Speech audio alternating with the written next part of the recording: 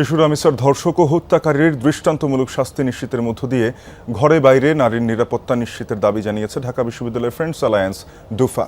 সকালে ক্যাম্পাসের রাজু ভাস্কর্যের সামনে রামিসার ধর্ষণ ও হত্যাকাণ্ডের প্রতিবাদে আয়োজিত হয় মানববন্ধন। এ সময় রামিসার হত্যাকারীদের প্রকাশ্যে বিচারের দাবি তোলেন শিক্ষার্থীরা, যাতে ভবিষ্যতে আর কেউ এমন অপরাধ করার আগে হাজারবার চিন্তা করে।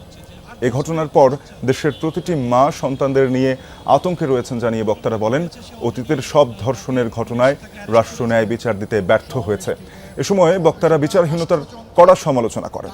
অভিযোগ, বিচারের দীর্ঘসূত্রতার কারণেই আসামিরা পার পেয়ে যাচ্ছে।